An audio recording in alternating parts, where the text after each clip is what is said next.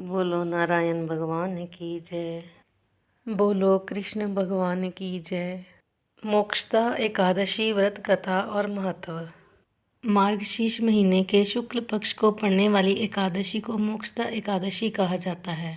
मोक्षदा एकादशी का मतलब है मोह का नाश करने वाली, अर्थात ये एकादशी मोह का नाश करने वाली है। हिंदू धर्म ग्रंथों में इसे पितरों को मोक्ष दिलाने वाली एकादशी कहा गया है। ऐसा मानते हैं कि मोक्षदा एकादशी के दिन व्रत करने से व्रतियों के सभी पापों का नाश होता है और उसकी मनोकामना की पूर्ति होती है। ये सारी प्रकार के भोग दिलाने में उत्तम मानी गई है। इस दिन गीता जयंती भी मनाई जाती है, क्योंकि इस एकादशी के दिन भगवान श्री कृष्ण ने कुरुक्षेत्र की रणभूमि में अर्जुन को गीता का ज्ञान दिया था। मोक्षदा एकादशी व्रत कथा। प्राचीन काल में चंपक नगर नाम का एक राज्य था, जिसमें एक वैखानस नाम का राजा राज करता था। वैखानस के राज्य में चारों वेदों के ज्ञाता ब्राह्मण रहते थे। राजा वैखानस को अपना राज्य बहुत प्रिय था। वह अपनी प्रजा का संतान की तरह पालन करते थे। एक दिन राजा को बहुत बुरा सपना आया।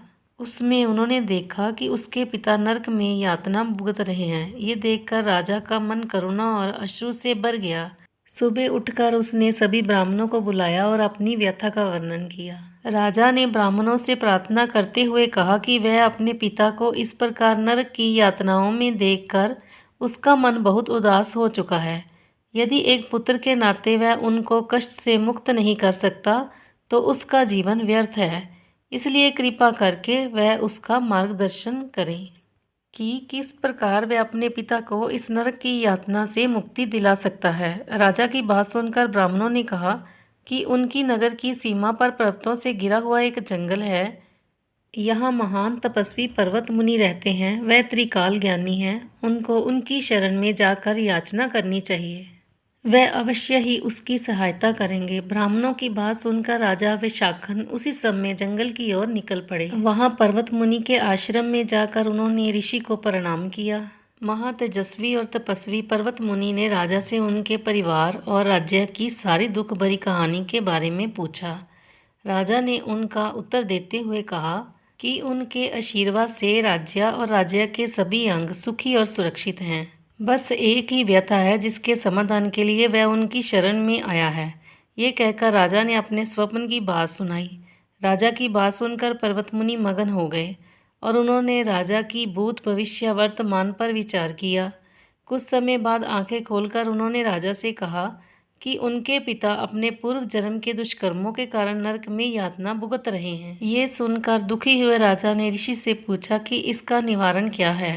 वह किस प्रकार अपने पिता को इस पाप कर्म से, इस नरक से मुक्ति दिला सकता है।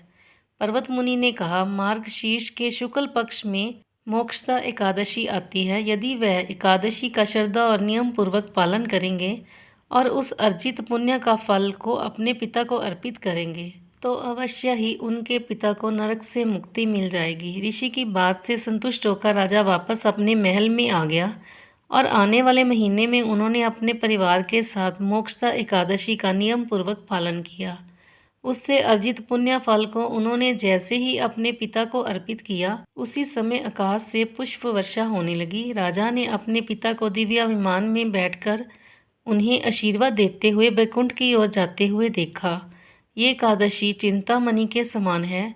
इसलिए जो भी व्यक्ति इस एकादशी का नियम पूर्वक और श्रद्धा पूर्वक पालन करता है, उसके पितृ यदि नरक में भी हैं तो भी उनका उद्धार हो जाता है और उस व्यक्ति को मृत्यु के बाद आध्यात्मिक लोक की प्राप्ति होती है। माना जाता है कि जो लोग पूरे विधि विधान से पूजा अर्चना और उपवास करते हैं, उन्हें मोक्ष की प्राप्ति होती है। इस व्रत को करने से भगवान विष्णु जी और लक्ष्मी जी की कृपा बनी रहती है। इस व्रत के प्रभाव से मनुष्य के पूर्वजों को मोक्ष की प्राप्ति होती है। श्री कृष्ण गोविंद हरे मुरारी, हे नाथ नारायण वासुदेवा, हे नाथ नारायण वासुदेवा, हे नाथ नारायण वासुदेवा। बोलो नारायण भगवान की जय।